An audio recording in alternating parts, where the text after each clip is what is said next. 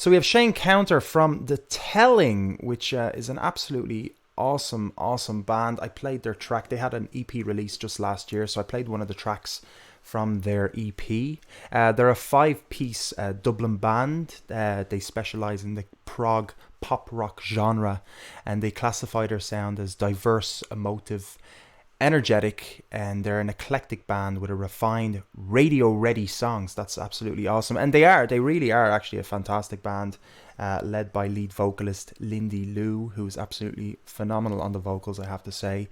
And they really do have a super group. They were formed in 2018 by Shane Counter and Colm McElarney.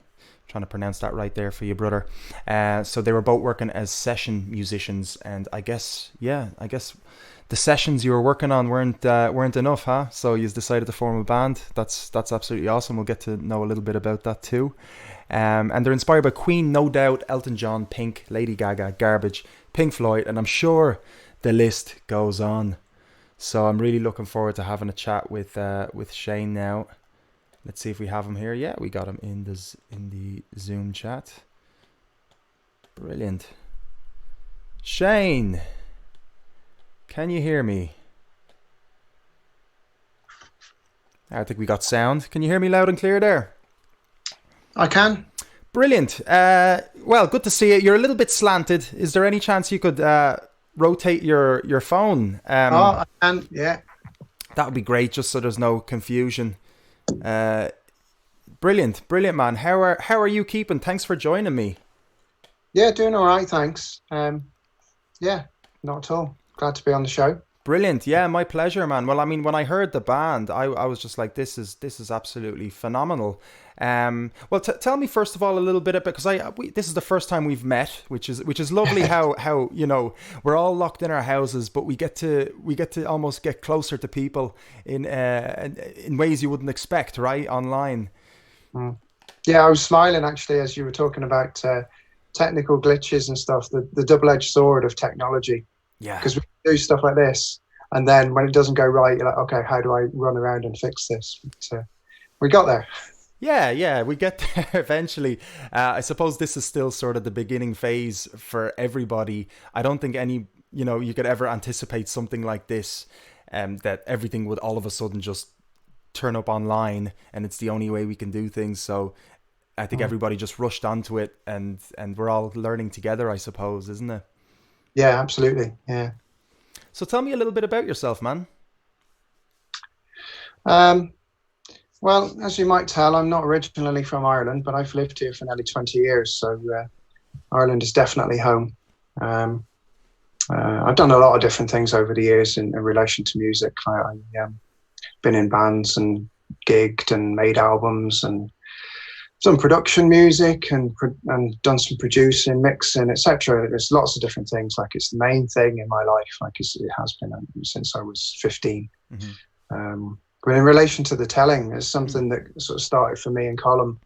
It's about 18 months ago. I think I heard you say in the intro there, it's off the back of us meeting through a third party, which, that served its purpose for us to say, we should stay in touch. And we didn't know what we were going to be doing with it, but we liked what we were doing just as a duo. I was like, do you know what, we should maybe try and form a band. So that started us on the path that we're on. And here we are now. We're 18 months in and we're locked down. It's mad. Yeah, you build the momentum, and you've got so many plans, and you've got gigs, and you've got recordings, and then all of a sudden, you just get this sort of wall in front of you. And how has that sort of affected the band with regard to movement? Of course, you're not playing live gigs, but are you still writing songs together? Are you still doing the Zoom rehearsals? Yeah, like we've been a band as such for about a year. And then we got our drummer, Paul, joined us last August, September time. And that kind of completed the lineup. So, we'd been writing songs through that first period of time, and we had a good chunk of material. And then Paul came on board, and that, changed the dynamic a little bit, because we had a real drummer as opposed to programming and WAV files and so on. So the last 6 months or so, we'd spent time getting ready to gig.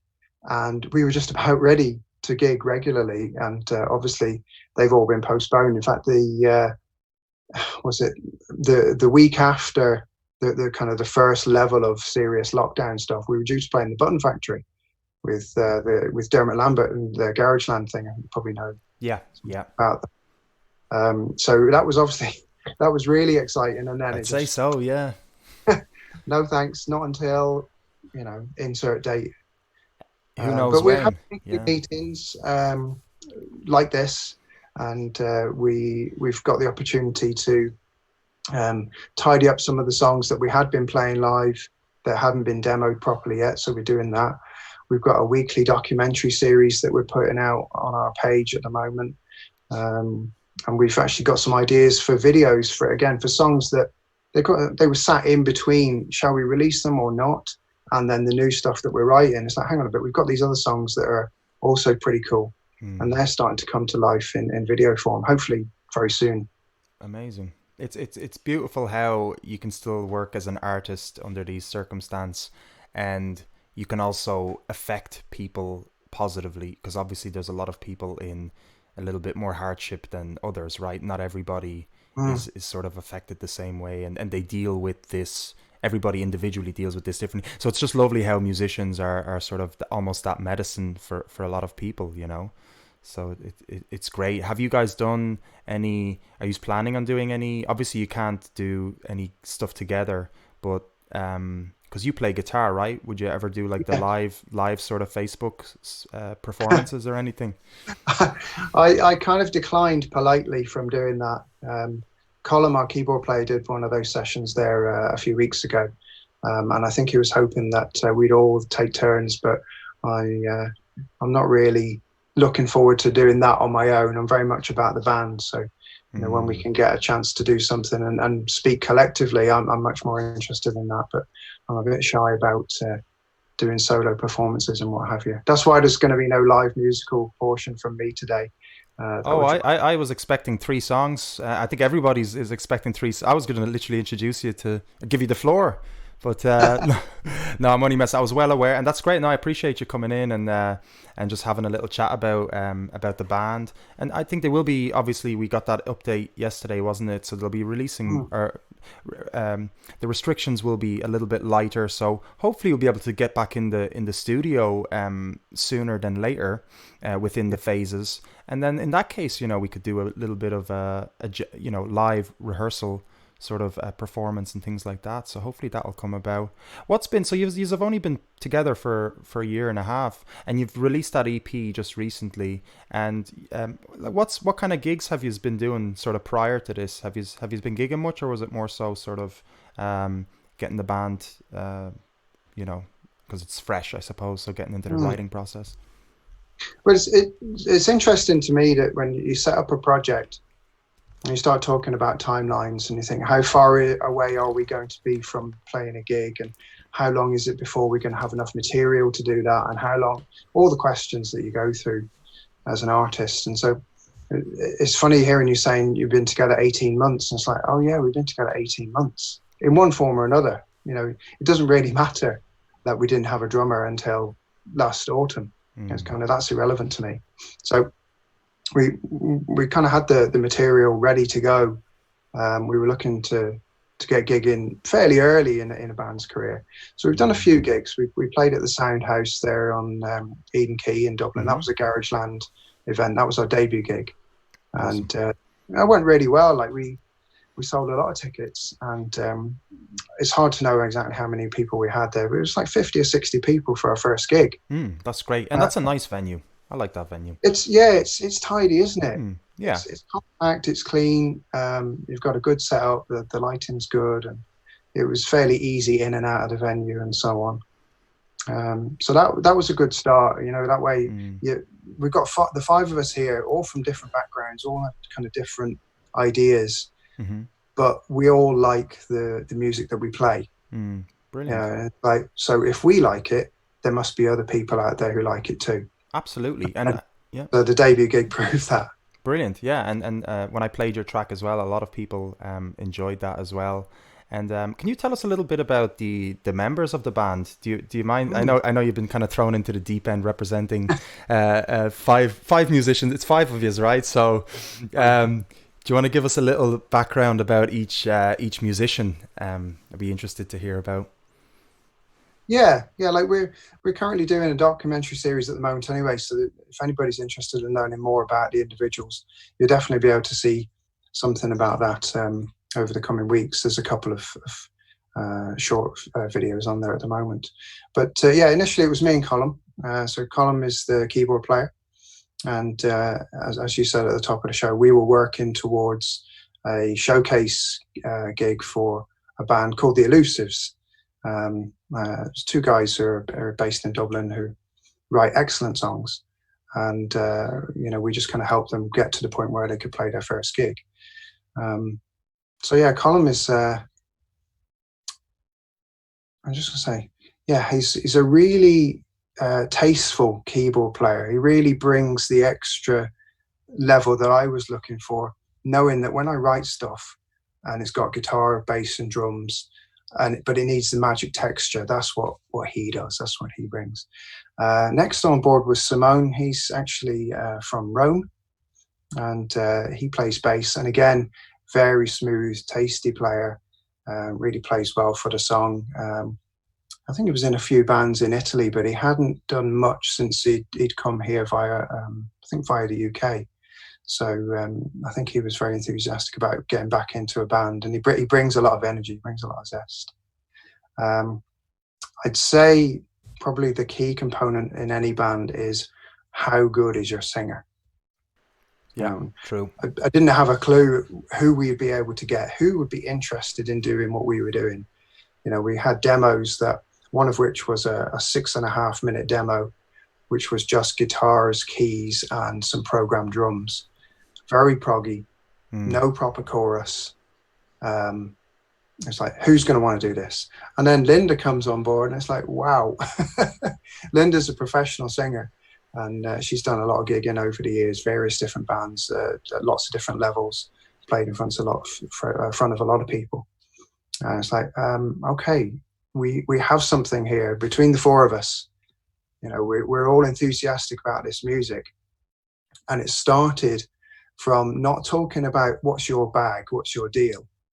Like, when you're younger, it's like, what band's he into? And, you're not going to fit. What age are you? You're not going to fit. Yeah, that didn't matter at this stage. Yeah. Exactly. It was like, do you like what we're doing? And if you like what we're doing, then we can make that and build that together. So, that was a good period for us to get the core of the sound of the band together. But of course, if you want to play live, you have to have a real drummer. Yeah, and you need a good drummer for prog as well, don't you? Yeah, that's. I wasn't expecting to get a Neil Peart or a Mike Portnoy or any of these guys, but I'd known Paul on and off for a few years, and just when we were getting to the point where it's like, okay, how are we going to be able to gig? We have to get somebody good on board. And it's like, well, Paul is a really good guy, and I know that he plays real well. He plays real solid. So I think I'd met Paul 4 or 5 years ago. We played at a festival called Rockathon.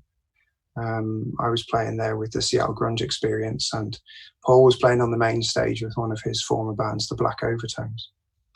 Which I know, actually. I know Paul a few years. Yes, you do. Yeah. Yeah. Yeah. So I wrote to Paul because I don't know how I don't know how it happened where I got in touch with yourselves. Did you guys contact me, or did I can't remember what happened. I think we did, yeah. Yeah. I got an email, right? Yeah.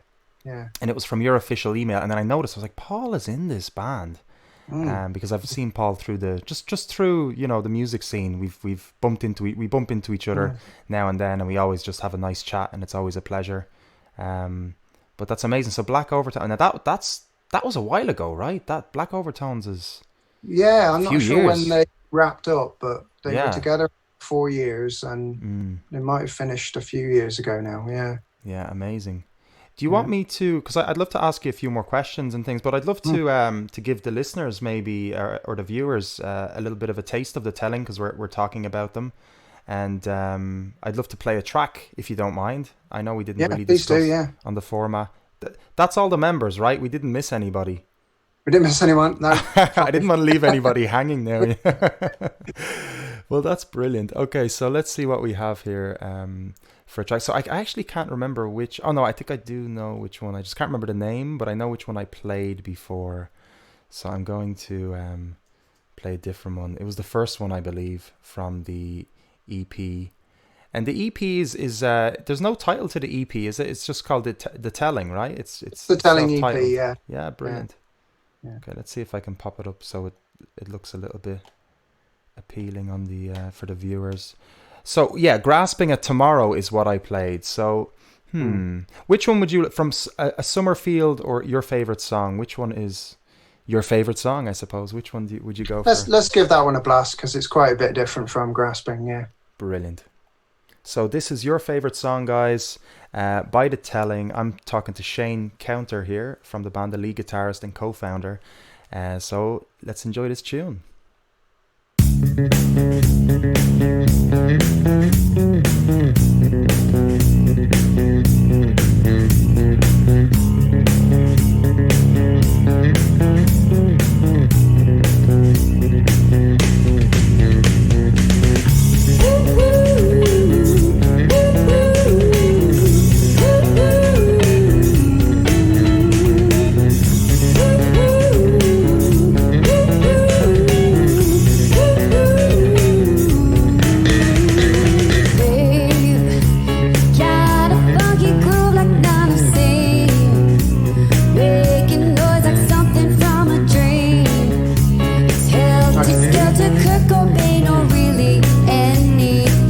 Very much so, yeah. Good stuff.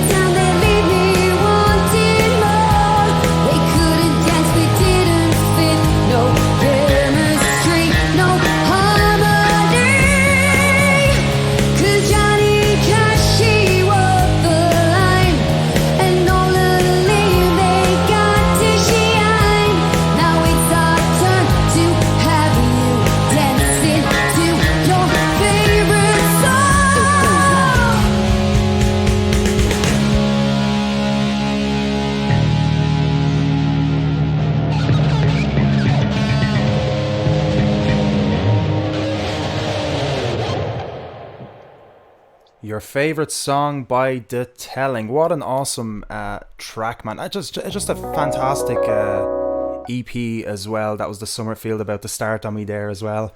I should just play the whole EP. Was there any kind of singular concept behind the EP, or were you trying to fit in separate songs in? Because obviously EP, you can only time and everything sort of constrains you. But is there a unified theme to it? It's really just the collection of the first 3 singles that we released. I'm just listening back to your favorite song there. Sometimes you hear your own stuff and it's like hearing it for the first time. It's like, all right, that's really quite different from Grasping at Tomorrow. But looking back on it, that was kind of the idea, because we came together not talking about what are we doing, what are we trying to sound like, what direction are we going in. It's like we just try to make the music as organically as possible.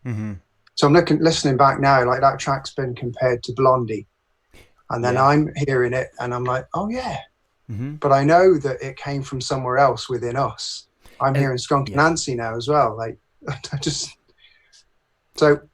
really, to answer your question, it was a case of these are the first 3 singles. They're all very different from each other. They all have different starting points.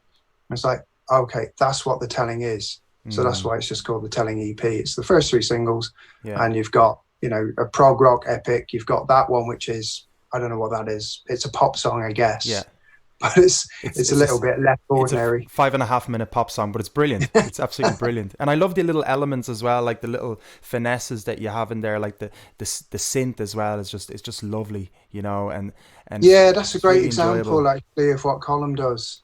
Like you could probably get away with playing that song, drums, bass, guitar, and vocals. You'd be like, okay, it's pretty good. But yeah, you hear the little flourishes there, like the organ in the second verse. It's just deadly. Yeah, and I wasn't expecting that, right? So when I was listening to that, and then all of a sudden it just kind of comes out, and you're like, "Oh yeah, this is a prog band, right?" And you can kind of get a little bit of that coming in, and you're like, "Oh wow!" So it's really making me want to actually hear more of yous, which is quite nice. I'm a huge prog rock fan. Anyway, I had to take a break because I've just been it just consumed me for too many years, as I'm sure you know yourself. But what kind of bands would you be listening to in sort of the prog rock genre, actually, since we're already on that topic? I'd be really interested to hear. Oh, geez, Dave, how long have you got?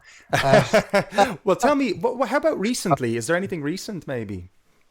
Yeah, like I like all the classic traditional stuff. Like my favorites from the olden days would be Yes, King Crimson, Rush, Genesis. Recently, Opeth, which isn't that recent. Porcupine Tree. Oh yeah. Carnival, who I just there and out, absolutely stunning. I stumbled on a Rick Beato video there the other day. You've probably seen the series he does, What Makes This Song Great. Have you seen that? I haven't seen that, no. I will check it out. Yeah, he's a New York producer and musician, and he does this series on YouTube. And he just strips certain elements out of songs. He talks about them for about 20 minutes. And he does a lot of the obvious classic songs. And then it's like, man, he's doing Carnival Goliath, which is a song that is in 27/4. And it's just like, next to that, he'd be doing like Hotel California or Smells Like Teen Spirit, real big, obvious songs that people know. Yeah. And I was just reminded of how much I love that band. Yeah. They are stunning. Yeah. Have you guys dabbled in covers and things like that in the rehearsal studio or for gigs? We haven't. Personally, I don't want to blur those lines. We have talked about it behind closed doors. I guess it's never off the table, but like I play in a tribute act, and so I kind of get my live cover feed. Cover feed, yes, exactly. Yeah, no, that's great. If you could pick a band that you could support, what band would that be? Right now? Yeah, let's say we get out of quarantine and there's an opening slot for some big band is looking for a support slot. Which one would you send an email to? And it's probably a lot, and it's so sorry about that question. I don't know. If we're going to do it, we'll go big. Let's go big. We'll say Muse. Muse, really? Yeah, brilliant. Yeah. Amazing. Well, they're huge as well, aren't they? They're huge, Mm. absolutely Yeah. huge band. I got to see them a good few years ago in the Knights of Sidonia era, which was I thought was absolutely Yeah, phenomenal brilliant. when they Saw came them out on with that that. tour as well. Yeah, great Yeah, stuff. Yeah. unbelievable. Also, they're Um, from Devon. You know, Say again, sorry. they're from Devon as well. Are they? Okay, so where are you from again originally? I'm from Devon. You're from Devon. Oh, fantastic! Yeah. Right, great, great. Yeah. That's amazing. And so, what's the plan for the telling after all this madness? Is there a plan? Is Hmm. there something you guys are going to leap on as soon as the gates are open? We're hoping. Uh, hmm. I was going to say we're hoping that things get back to normal.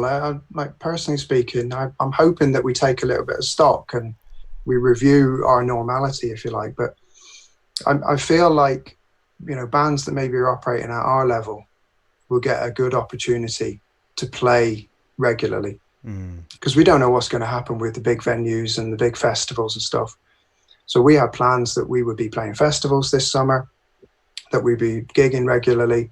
Now, you can draw a new line underneath that, and we'll see where we go from there. But definitely to be gigging, I think that's one of the things that I personally want to see in a band is mm, two questions. How can I hear your music, and how can I get to see you live? And I mm. want us to be a band that goes out there and has a reputation. You have to go and see this band because they are really good live. Yeah, yeah, absolutely, man. Well, I really do wish you the best. I hope this ends sooner than later for all of us musicians, because I'm sure we're all just hankering to get out there and gig, just like yourself. Where so you have stuff on Spotify? Do you guys have a Bandcamp? Do you have any merchandise? Anything? Have you gotten around to that kind of stuff yet? Yeah, Bandcamp is probably where I would direct people. Mm-hmm. As you know, direct to fan kind of site, and we've got our EP on there, and it's much easier for us to put stuff up there, take stuff down, and so on. So Brilliant. I think it's the telling.bandcamp.com, so it's very easy to remember. Absolutely, yeah. Bandcamp's been quite kind to musicians lately as well, so I would prefer to steer people towards Bandcamp. I'm not sure if the merchandise is still on. It's not on sale, but Bandcamp aren't taking a cut, so I wonder when that's gonna finish. Shane, listen, thanks so much. Look, absolute pleasure to meet you. It's crazy. I'm meeting more people than I ever would through this system. Have a wonderful sunny weekend, man. It looks like it's absolutely fantastic. Do you have any plans for the weekend? I know it probably doesn't feel like a weekend, right? It's all a weekend, right? I'm saying, yeah, what day is it? Yeah, I mean, looking out at the sunshine at the moment, and it's like, okay, well, I'll go out for a walk today. But Yeah. plans, the big event of the week is going shopping, right? Yeah, that's it, isn't it? Yeah, queuing up and yeah, getting to see Yeah. people you haven't seen in a while. Well, absolutely great. Would you like to finish on any kind of note about the telling or anything like that for Um, the viewers? yeah, I mean, I just invite people to come and check us out, see what we're up to. You can listen to the music at thetelling.bandcamp.com and check in on our COVID-19 countdown documentary series on Facebook. So we're easy to find on Facebook as well, facebook.com/The Telling Band. And Brilliant. we're updating you at least weekly with what we're doing. Brilliant. And one last thing, when is the documentary releasing? There's an official documentary you guys are doing, right? It's a series actually. So we've released the first 3 or 4 episodes, and we're currently on schedule to deliver something every Friday. That might change if the lockdown measures change and we need to wrap things up more quickly, but Mm-hmm. it's an ongoing thing. Awesome. Awesome, Shane. Well, listen, I wish you the very best. Thank you so much for coming on to this show. And Thanks, Millie. yeah, we'll chat to you really soon. I can't wait to see you live. I'm looking forward to that. I hope you see you out there sooner than later. Yeah. Definitely, brother. Take it easy. See you soon. Thanks. Bye bye. Bye, bye, bye. Okay, so that was Shane Counter from The Telling. What an awesome chat, and such a nice guy. And yeah, I literally only got to know this band over the course of 2 weeks, and they have 3 fantastic songs out from their EP. And I really suggest you guys to check it out. So we heard one song there. It was called Your Favorite Song, which is an awesome tune. And yeah, they're really, really good band. Like, they definitely seem to know what they're doing. I I talking to Shane as well. He definitely seems to know what he's doing. So it'll be. I'm really looking forward to seeing those guys live eventually when this is all over. My goodness.